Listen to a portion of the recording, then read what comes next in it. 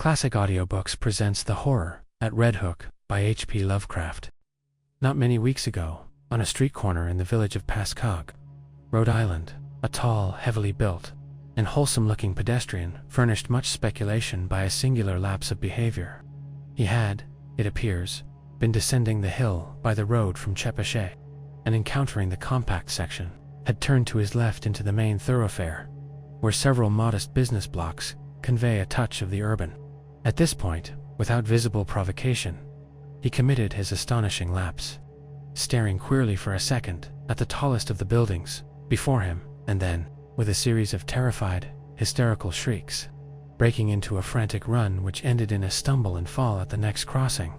Picked up and dusted off by ready hands, he was found to be conscious, organically unhurt, and evidently cured of his sudden nervous attack.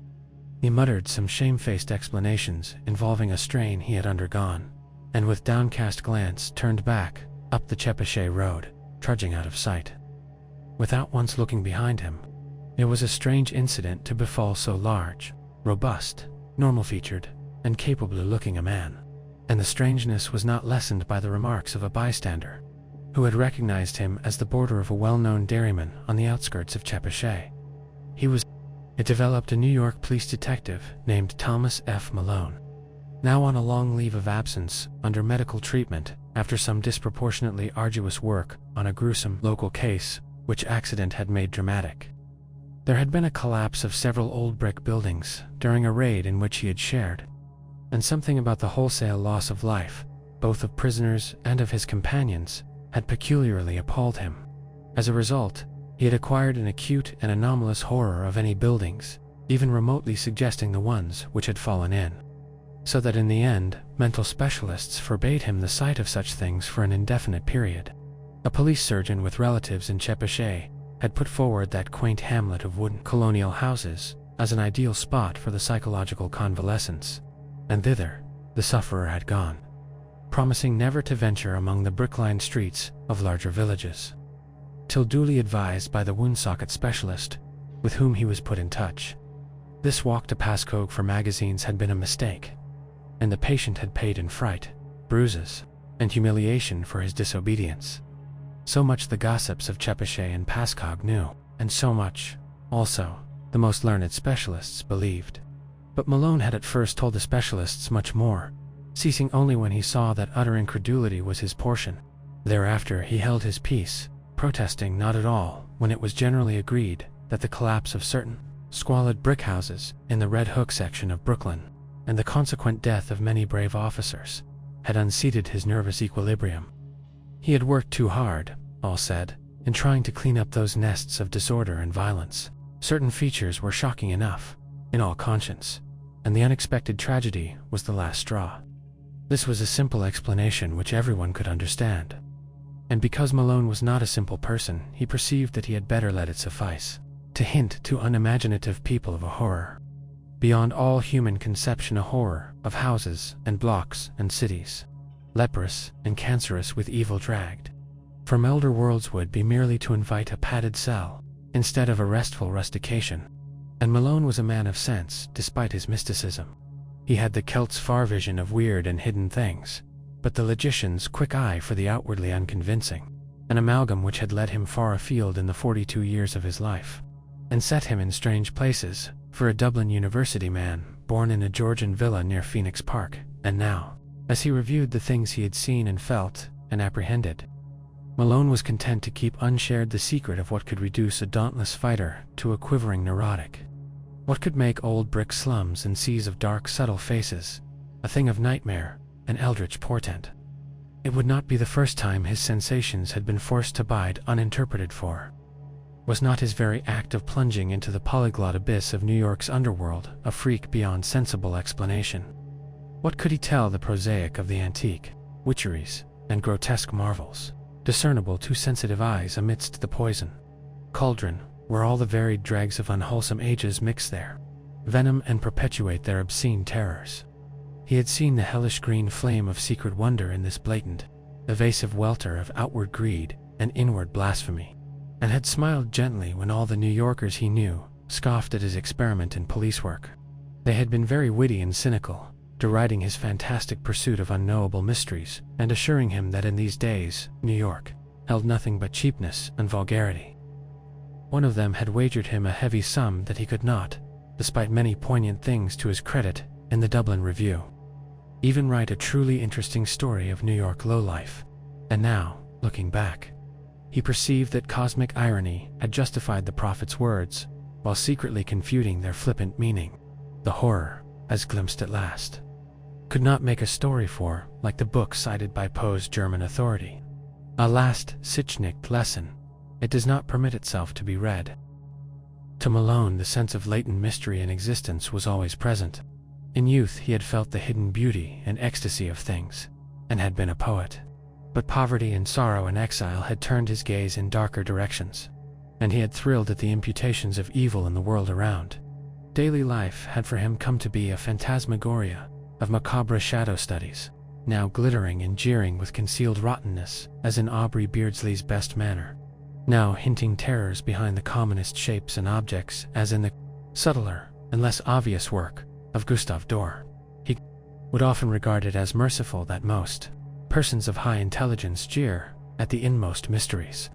For, he argued, if superior minds were ever placed in fullest contact with the secrets preserved by ancient and lowly cults, the resultant abnormalities would soon not only wreck the world, but threaten the very integrity of the universe.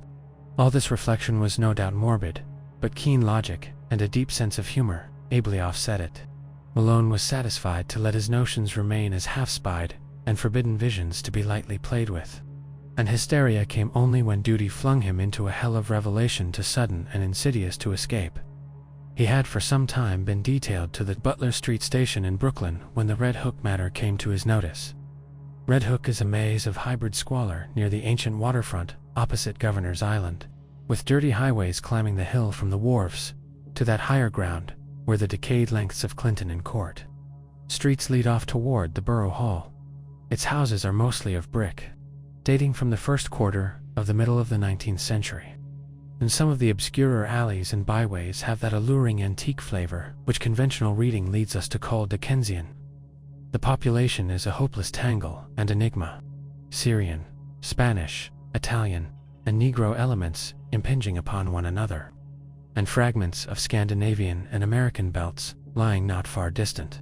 It is a babel of sound and filth, and sends out strange cries to answer the lapping of oily waves at its grimy piers and the monstrous organ litanies of the harbor whistles.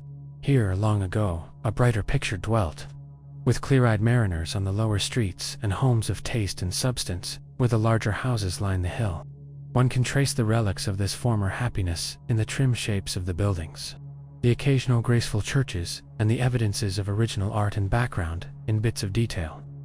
Here and there a worn flight of steps, a battered doorway, a wormy pair of decorative columns, or a fragment of once green space with bent and rusted iron railing. The houses are generally in solid blocks, and now and then a many-windowed cupola arises to tell of days when the households of captains and shipowners watched the sea. From this tangle of material and spiritual putrescence, the blasphemies of 100 dialects assail the sky. Hordes of prowlers reel shouting and singing along the lanes and thoroughfares. Occasional furtive hands suddenly extinguish lights and pull down curtains, and sin-pitted faces disappear from windows when visitors pick their way through. Policemen despair of order or reform, and seek rather to erect barriers protecting the outside world from the contagion. The clang of the patrol is answered by a kind of spectral silence, and such prisoners as are taken are never communicative. Visible offenses are as varied as the local dialects, and run the gamut from the smuggling of rum and prohibited aliens through diverse stages of lawlessness, an obscure vice to murder and mutilation in their most abhorrent guises. That these visible affairs are not more frequent is not to the neighborhood's credit, unless the power of concealment be an art demanding credit. More people enter Red Hook than leave it, or at least, than leave it by the landward side on. Those who are not loquacious are the likeliest to leave. Malone found in this state of things a faint stench of secrets more terrible than any of the sins denounced by citizens and bemoaned by priests and philanthropists. He was conscious, as one who united imagination with scientific knowledge, that modern people under lawless conditions tend uncannily to repeat the darkest instinctive patterns of primitive half-ape savagery in their daily life and ritual observances, and he had often viewed with an anthropologist's shudder the chanting, cursing processions of blear-eyed and pockmarked young men which wound their way along in the dark small hours of morning. One saw groups of these youths incessantly, sometimes in leering vigils on street corners, sometimes in doorways playing eerily on cheap instruments of music, sometimes in stupefied dozes or indecent dialogues around cafeteria tables near Borough Hall, and sometimes in whispering converse around dingy taxicabs drawn up at the high stoops of crumbling and closely shuttered old houses. They chilled and fascinated him more than he dared confess to his associates on the force, for he seemed to see in them some monstrous thread of secret continuity, some fiendish, cryptical, and ancient pattern utterly beyond and below the sordid mass of facts and habits and haunts, listed with such conscientious technical care by the police.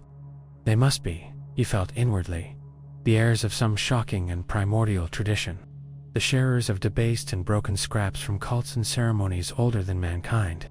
Their coherence and definiteness suggested it, and it showed in the singular suspicion of order which lurked beneath their squalid disorder.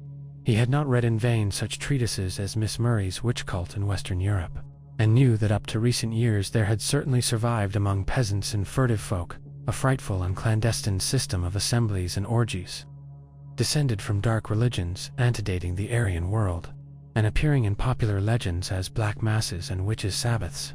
That these hellish vestiges of old Tyrrhenian Asiatic magic and fertility cults were even now wholly dead, he could not for a moment suppose, and he frequently wondered how much older and how much blacker than the very worst of the muttered tales some of them might really be. It was the case of Robert Sidham which took Malone to the heart of things in Red Hook. Sidham was a lettered recluse of ancient Dutch family, possessed originally of barely independent means, and inhabiting the spacious but ill-protected mansion which his grandfather had built in Flatbush when that village was little more than a pleasant group of colonial cottages surrounding the steepled and ivy-clad Reformed church with its iron-railed yard of Netherlandish gravestones. In this lonely house, set back from Martin's Street amidst a yard of venerable trees, Sidham had read and brooded for some 6 decades, except for a period, a generation before, when he had sailed for the Old World and remained there out of sight for 8 years. He could afford no servants, and would admit but few visitors to his absolute solitude, issuing close friendships and receiving his rare acquaintances in one of the 3 ground-floor rooms, which he kept in order, a vast high-ceiled library whose walls were solidly packed with tattered books of ponderous, archaic, and vaguely repellent aspect. The growth of the town and its final absorption in the Brooklyn district had meant nothing to Sidham, and he had come to mean less and less to the town. Elderly people still pointed him out on the streets, but to most of the recent population he was merely a queer, corpulent old fellow whose unkempt white hair, stubbly beard, shiny black clothes, and gold-headed cane earned him an amused glance, and nothing more.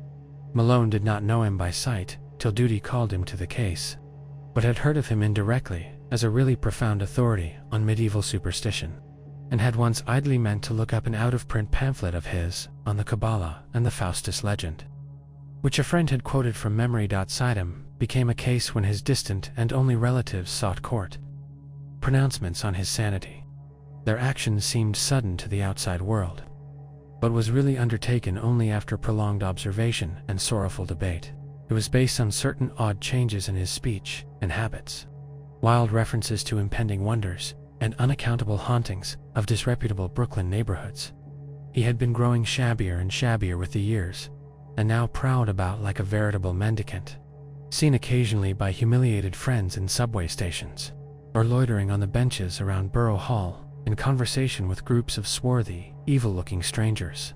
When he spoke, it was to babble of unlimited powers almost within his grasp, and to repeat with knowing leers such mystical words of names as Sephiroth, Ashmedai, and Samael. The court action revealed that he was using up his income and wasting his principal in the purchase of curious tomes, imported from London and Paris, and in the maintenance of a squalid basement flat in the Red Hook district where he spent nearly every night, receiving odd delegations of mixed rowdies and foreigners, and apparently conducting some kind of ceremonial service behind the green blinds of secretive windows.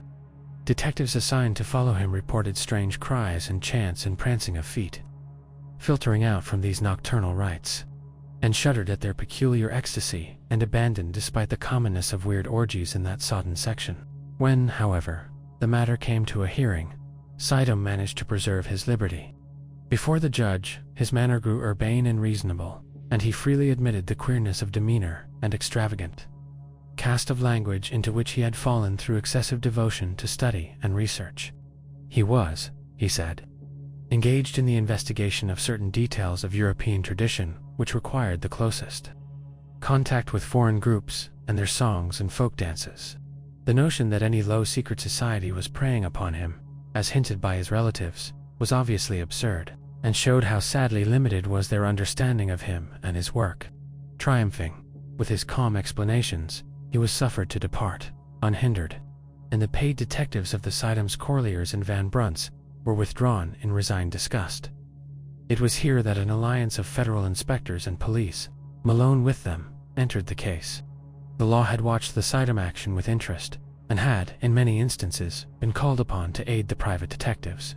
In this work it developed that Sidam's new associates were among the blackest and most vicious criminals of Red Hook's devious lanes, and that at least a third of them were known and repeated offenders in the matter of thievery, disorder, and the importation of illegal immigrants.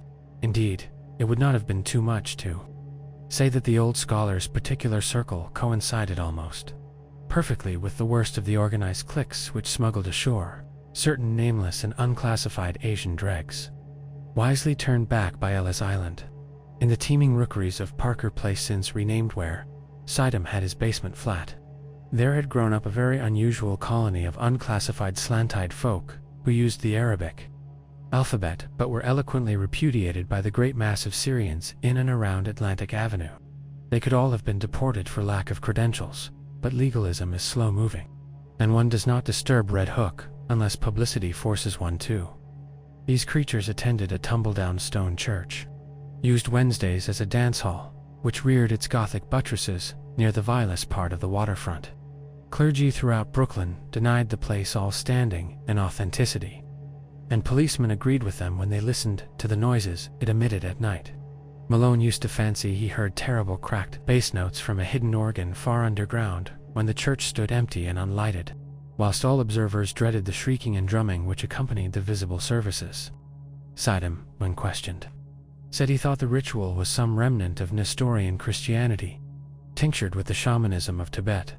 Most of the people, he conjectured, were of Mongoloid stock.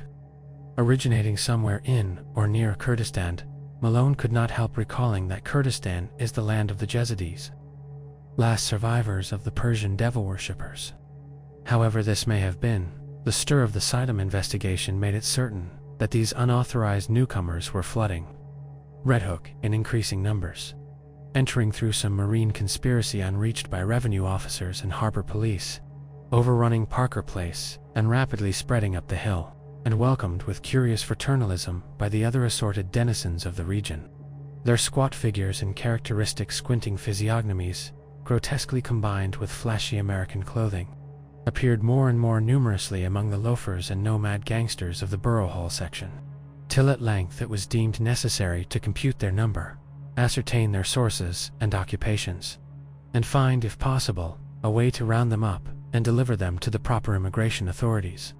To this task Malone was assigned by agreement of federal and city forces, and as he commenced his canvass of Red Hook, he felt poised upon the brink of nameless terrors, with the shabby, unkempt figure of Robert Sidam as archfiend and adversary. Police methods are varied and ingenious.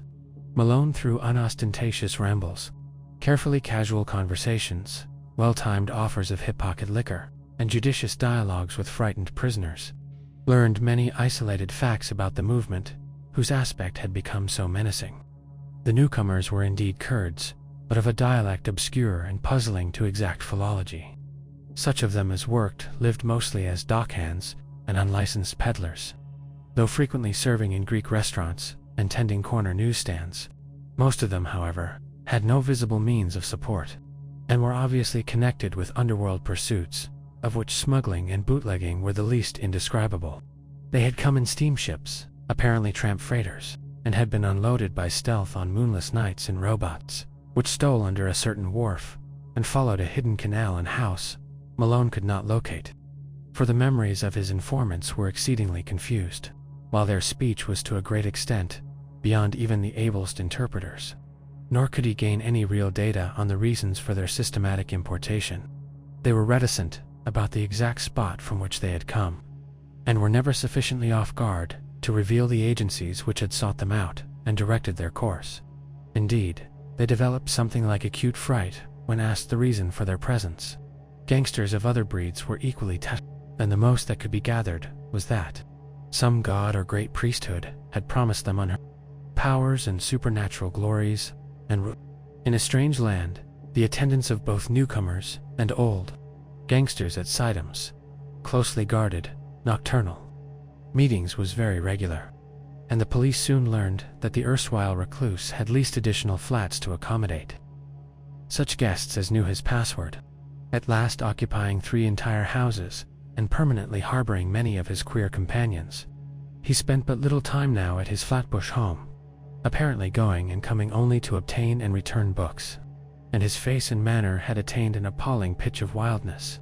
Malone twice interviewed him, but was each time brusquely repulsed.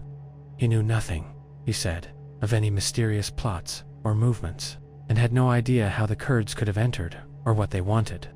His business was to study undisturbed the folklore of all the immigrants of the district, a business with which policemen had no legitimate concern. Malone mentioned his admiration for Sitem's old brochure on the Kabbalah and other myths, but the old man's softening was only momentary. He sensed an intrusion and rebuffed his visitor in no uncertain way, till Malone withdrew, disgusted, and turned to other channels of information. What Malone would have unearthed could he have worked continuously on the case? We shall never know. As it was, a stupid conflict between city and federal authorities suspended the investigation for several months, during which the detective was busy with other assignments, but at no time did he lose interest or fail to stand amazed at what began to happen to Robert Sitem, just at the time when a wave of kidnappings and disappearances spread its excitement over New York. The unkempt scholar embarked upon a metamorphosis as startling as it was absurd. One day he was seen near Borough Hall with clean-shaved face, well-trimmed hair, and tastefully immaculate attire, and on every day thereafter some obscure improvement was noticed in him. He maintained his new fastidiousness without interruption, added to it an unwanted sparkle of eye and crispness of speech, and began little by little to shed the corpulence which had so long deformed him. Now frequently taken for less than his age, he acquired an elasticity of step and buoyancy of demeanor to match the new tradition, and showed a curious darkening of the hair which somehow did not suggest dye. As the months passed, he commenced to dress less and less conservatively, and finally astonished his few friends by renovating and redecorating his Flatbush mansion, which he threw open in a series of receptions, summoning all the acquaintances he could remember, and extending a special welcome to the fully forgiven relatives who had lately sought his restraint. Some attended through curiosity, others through duty, but all were suddenly charmed by the dawning grace and urbanity of the former hermit. He had, he asserted, accomplished most of his allotted work, and having just inherited some property from a half-forgotten European friend, was about to spend his remaining years in a brighter second youth which ease, care, and diet had made possible to him. Less and less was he seen at Red Hook, and more did he move in the society to which he was born. Policemen noted a tendency of the gangsters to congregate at the old stone church in Donshall, instead of at the basement flat in Parker Place, though the latter and its recent annexes still overflowed with noxious life. Then 2 incidents occurred wide enough apart, but both of intense interest in the case, as Malone envisaged it. One was a quiet announcement in the Eagle of Robert Sitem's engagement to Miss Cornelia Garretson of Bayside, a young woman of excellent position and distantly related to the elderly bridegroom-elect, whilst the other was a raid on the dance hall church by city police, after a report that the face of a kidnapped child had been seen for a second at one of the basement windows. Malone had participated in this raid and studied the place with much care when inside. Nothing was found, in fact. The building was entirely deserted when visited, but the sensitive, celt was vaguely disturbed by many things about the interior. There were crudely painted panels he did not like, panels which depicted sacred faces with peculiarly worldly and sardonic expressions, and which occasionally took liberties that even a layman's sense of decorum could scarcely countenance. Then, too, he did not relish the Greek inscription on the wall above the pulpit, an ancient incantation which he had once stumbled upon in Dublin college days, and which read, literally translated, "O friend and companion of night, thou who rejoicest in the baying of dogs and spilt blood, who wanderest in the midst of shades among the tombs, who longest for blood and bringest terror to mortals, Gorge, Mormo, thousand-faced moon, look favorably on our sacrifices." When he read this, he shuddered, and thought vaguely of the cracked bass organ notes he fancied he had heard beneath the church on certain nights. He shuddered again at the rust around the rim of a metal basin which stood on the altar, and paused nervously when his nostrils seemed to detect a curious and ghastly stench from somewhere in the neighborhood. That organ memory haunted him, and he explored the basement with particular assiduity before he left. The place was very hateful to him. Yet, after all, were the blasphemous panels and inscriptions more than mere crudities perpetrated by the ignorant? By the time of Sidam's wedding, the kidnapping epidemic had become a popular newspaper scandal. Most of the victims were young children of the lowest classes, but the increasing number of disappearances had worked up a sentiment of the strongest fury. Journals clamored for action from the police, and once more the Butler Street station sent its men over Red Hook for clues, discoveries, and criminals. Malone was glad to be on the trail again, and took pride in a raid on one of Sidam's Parker Place houses. There, indeed, no stolen child was found, despite the tales of screams and the red sash picked up in the areaway, but the paintings and rough inscriptions on the peeling walls of most of the rooms, and the primitive chemical laboratory in the attic, all helped to convince the detective that he was on the track of something tremendous. The paintings were appalling, hideous monsters of every shape and size, and parodies on human outlines which cannot be described. The writing was in red, and varied from Arabic to Greek, Roman, and Hebrew letters. Malone could not read much of it, but what he did decipher was portentous and Kabbalistic enough. One frequently repeated motto was in a sort of Hebraized Hellenistic Greek, and suggested the most terrible demonifications of the Alexandrian decadence: Hel Haloim, Sotheri Menville, Saboth, Agla, Tetragrammaton, Agiros, Atheos, ISSHR OSANE, ATHN ATOSANE, IHO, Bean, Baanadeo, Nailang, Sodi, HO, MO, BS, IO, Ename, Messiasane, SSHE, ER, EH, circles and pentagrams, loomed on every hand, and told indubitably of the strange beliefs and aspirations of those who dwelt so squalidly here. In the cellar, however, the strangest thing was found: a pile of genuine gold ingots, covered carelessly with a piece of burlap, and bearing upon their shining surfaces the same weird hieroglyphics which also adorned the walls. During this raid, the police encountered only a passive resistance from the squinting Orientals that swarmed from every door. Finding nothing relevant, they had to leave all as it was.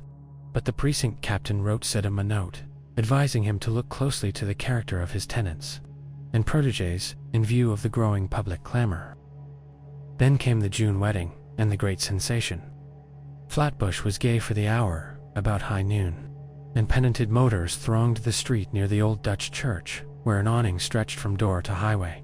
No local event ever surpassed the Sidamgertsen nuptials in tone and scale, and the party which escorted the bride and groom to the Cunard Pier was, if not exactly the smartest, at least a solid page from the social register. At 5 o'clock, adieu was waved, and the ponderous liner edged away from the long pier, slowly turned its nose seaward, discarded its tug, and headed for widening water spaces that led to old world wonders. By night, the outer harbor was cleared, and late passengers watched the stars twinkling above an unpolluted ocean. Whether the tramp steamer or the Scream was first to gain attention, no one can say. Probably they were simultaneous, but it is of no use to calculate. The Scream came from the Sidam stateroom, and the sailor who broke down the door could perhaps have told frightful things if he had not. Forthwith gone completely, Madaz, it is. He shrieked more loudly than the first victims, and thereafter ran simpering about the vessel till caught and put in irons. The ship's doctor, who entered the stateroom and turned on the lights a moment later, did not go mad, but told nobody what he saw till afterward, when he corresponded with Malone in Chepachet. It was murder strangulation, but one need not say that the claw mark on Mrs. Siddham's throat could not have come from her husband's or any other human hand, or that upon the white wall there flickered for an instant, in hateful red, a legend which, later copied from memory, seems to have been nothing less than the fearsome Chaldee letters of the word Lilith. One need not mention these things, because they vanished so quickly. As for Siddham, one could at least bar others from the room, until one knew what to think oneself. The doctor has distinctly assured Malone that he did not see it. The open porthole, just before he turned on the lights, was clouded for a second with a certain phosphorescence, and for a moment there seemed to echo in the night outside the suggestion of a faint and hellish tittering, but no real outline met the eye. As proof, the doctor points to his continued sanity. Then the tramp steamer claimed all attention. A boat put off, and a horde of swart, insolent ruffians in officers' dress swarmed aboard the temporarily halted Cunarda. They wanted Siddham or his body. They had known of his trip, and for certain reasons were sure he would die. The captain's deck was almost a pandemonium, for at the instant, between the doctor's report from the stateroom and the demands of the men from the tramp, not even the wisest and gravest seaman could think what to do. Suddenly the leader of the visiting mariners, an Arab with a hatefully negroid mouth, pulled forth a dirty, crumpled paper and handed it to the captain. It was signed by Robert Siddham and bore the following odd message: "In case of sudden or unexpected accident or death on my part, please deliver me or my body unquestioningly into the hands of the bearer and his associates. Everything, for me, and perhaps for you, depends on absolute compliance. Explanations can come later. Do not fail me now. Robert Siddham." Captain and doctor looked at each other, and the latter whispered something to the former. Finally they nodded rather helplessly and led the way to the Siddham stateroom. The doctor directed the captain's glance away as he unlocked the door and admitted the strange seaman. Nor did he breathe easily till they filed out with their burden after an unaccountably long period of preparation. It was wrapped in bedding from the berths, and the doctor was glad that the outlines were not very revealing.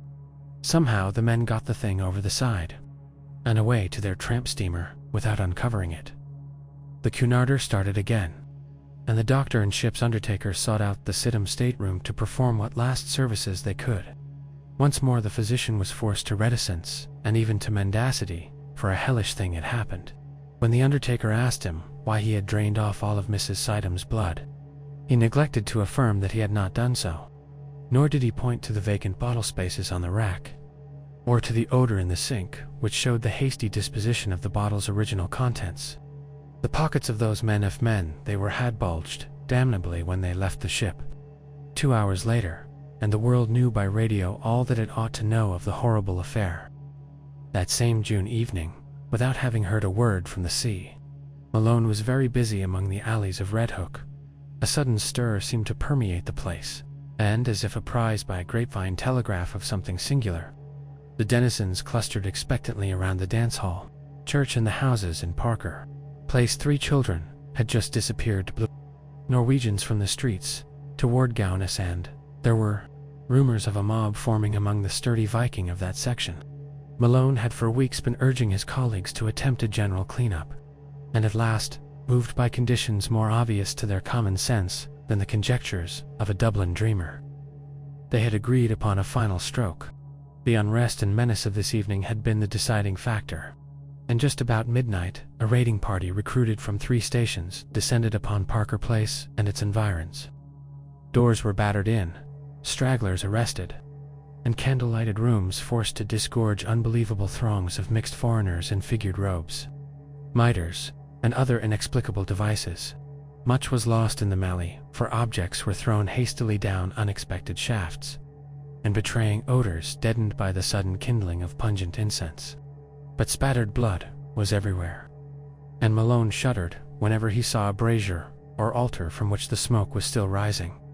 He wanted to be in several places at once, and decided on Siddham's basement flat only after a messenger had reported the complete emptiness of the dilapidated dance hall church.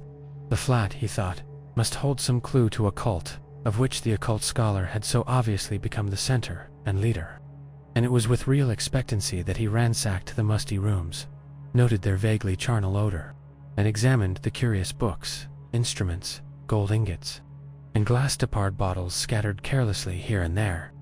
Once a lean black and white cat edged between his feet and tripped him, overturning at the same time a beaker half full of red liquid.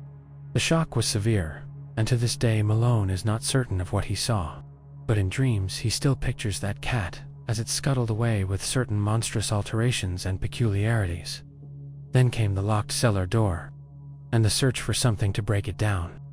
A heavy stool stood near, and its tough seat was more than enough for the antique panels. A crack formed and enlarged, and the whole door gave way but from the other side, whence poured a howling tumult of ice-cold wind with all the stenches of the bottomless pit, and whence reached a sucking force, not of earth or heaven, which, coiling sentiently about the paralyzed detective, dragged him through the aperture and down unmeasured spaces filled with whispers and wails, and gusts of mocking laughter. Of course, it was a dream. All the specialists have told him so, and he has nothing tangible to prove the contrary.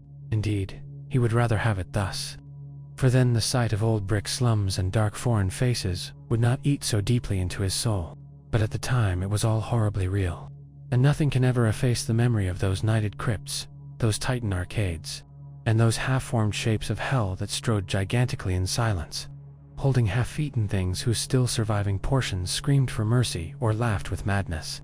Odors of incense and corruption joined in sickening concert, and the black air was alive with the cloudy, semi-visible bulk of shapeless elemental things with eyes.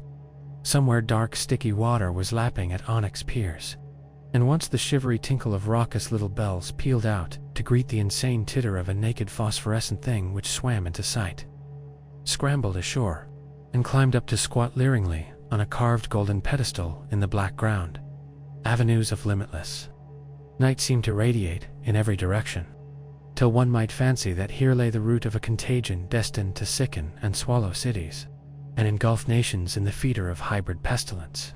Here cosmic sin had entered, and festered by unhallowed rites, had commenced the grinning march of death that was to rot us all to fungus abnormalities. Too hideous for the grave's holding, Satan here held his Babylonish court, and in the blood of stainless childhood the leprous limbs of phosphorescent Lilith were laved. Incubi and succubae howled praise to Hecate, and headless moon calves bleated to the Magna Mater.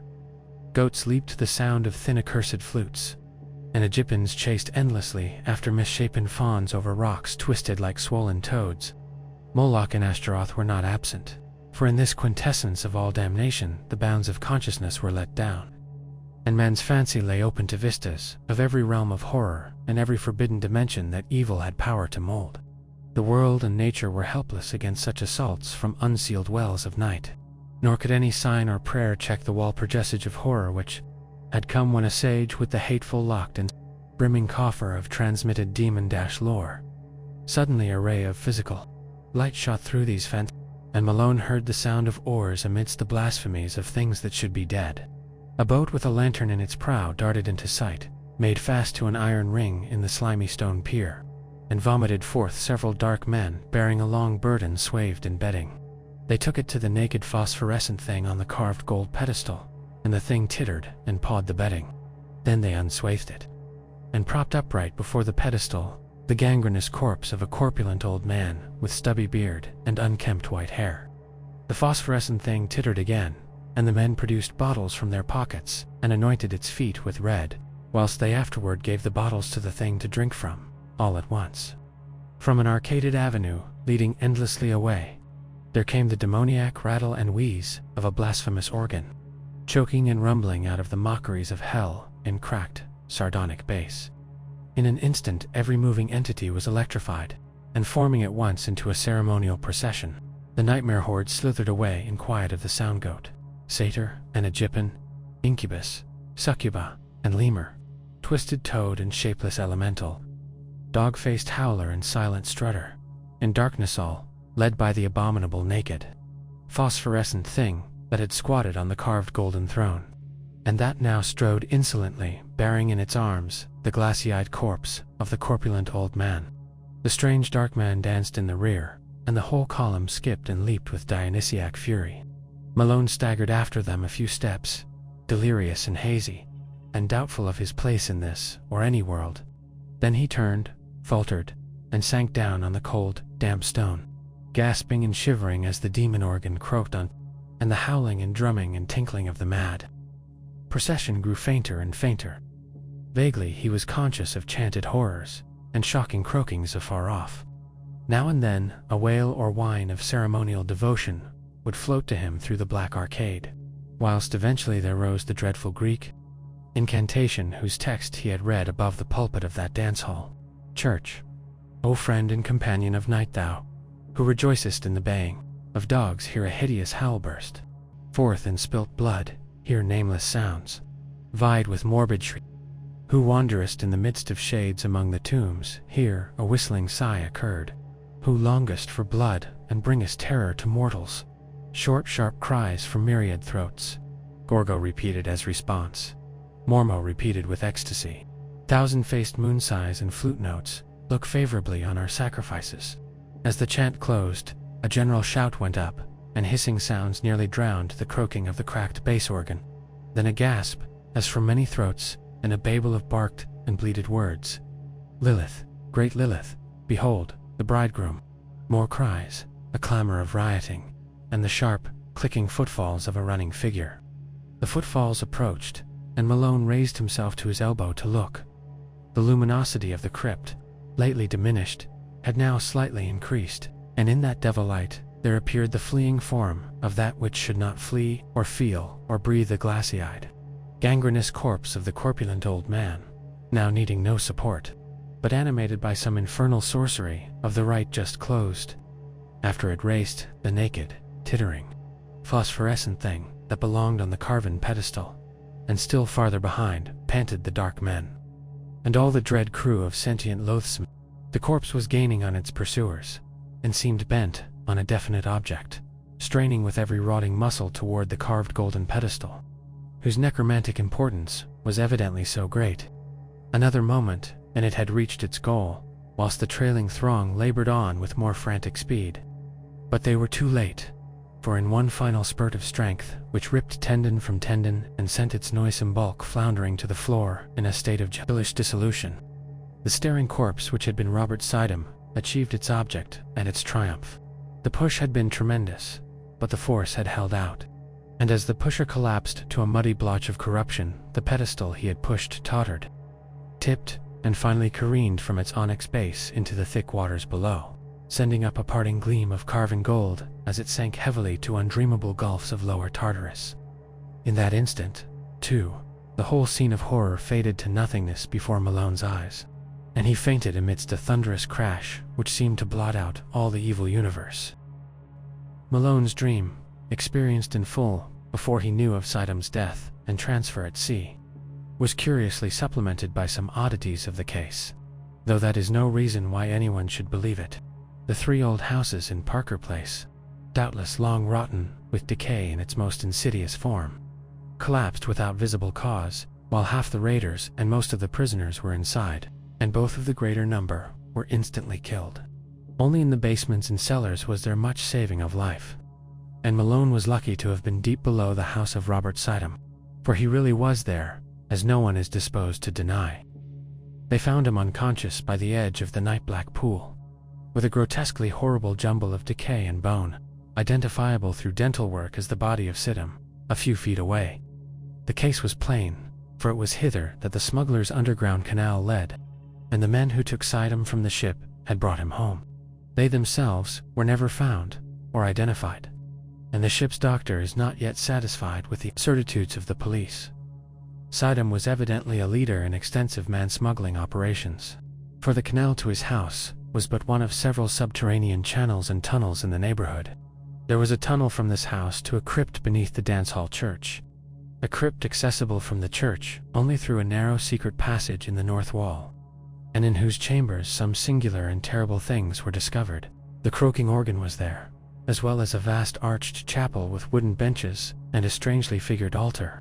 The walls were lined with small cells, in 17 of which hideous 2 relate solitary prisoners in a state of complete idiocy were found chained, including 4 mothers with infants of disturbingly strange appearance. These infants died soon after exposure to the light, a circumstance which the doctors thought rather merciful. Nobody but Malone, among those who inspected them, remembered the somber question of old Del Rio. An essent unquan daemons incubi, et succubae, congresu, proles, nasicat. Before the canals were filled up, they were thoroughly dredged, and yielded forth a sensational array of sawed and split bones of all sizes. The kidnapping epidemic, very clearly, had been traced home, though only 2 of the surviving prisoners could by any legal thread be connected with it. These men are now in prison, since they failed of conviction as accessories in the actual murders. The carved golden pedestal, or throne so often mentioned by Malone as of primary occult importance, was never brought to light, though at one place under the Sidham house, the canal was observed to sink into a well too deep for dredging. It was choked up at the mouth and cemented over when the cellars of the new houses were made. But Malone often speculates on what lied beneath. The police, satisfied that they had shattered a dangerous gang of maniacs and alien smugglers, turned over to the federal authorities the unconvicted Kurds, who, before their deportation, were conclusively found to belong to the Yazidi clan of devils worshippers. The tramp ship and its crew remain an elusive mystery, though cynical detectives are once more ready to combat its smuggling and rum-running ventures. Malone thinks these detectives show a sadly limited perspective in their lack of wonder at the myriad unexplainable details and the suggestive obscurity of the whole case, though he is just as critical of the newspapers, which saw only a morbid sensation and gloated over a minor sadist cult when they might have proclaimed a horror from the universe's very heart. But he is content to rest silent in Chepachet, calming his nervous system and praying that time may gradually transfer his terrible experience from the realm of present reality to that of picturesque and semi-mythical remoteness. Robert Sidham sleeps beside his bride in Greenwood Cemetery. No funeral was held over the strangely released bones, and relatives are grateful for the swift oblivion which overtook the case as a whole. The scholar's connection with the Red Hook horrors, indeed, was never emblazoned by legal proof, since his death forestalled the inquiry he would otherwise have faced. His own end is not much mentioned, and the Sidhams hope that posterity may recall him only as a gentle recluse who dabbled in harmless magic and folk-lore. As for Red Hook, it is always the same. Sidham came and went. A terror gathered and faded, but the evil spirit of darkness and squalor broods on amongst the mongrels in the old brick houses, and prowling bands still parade on unknown errands. Past windows where lights and twisted faces unaccountably appear and disappear. Age-old horror is a hydra with 1,000 heads, and the cults of darkness are rooted in blasphemies deeper than the well of democracy. The soul of the beast is omnipresent and triumphant, and Red Hook's legions of blear-eyed, pockmarked youths still chant and curse and howl as they file from abyss to abyss. None knows whence or whither, pushed on by blind laws of biology which they may never understand.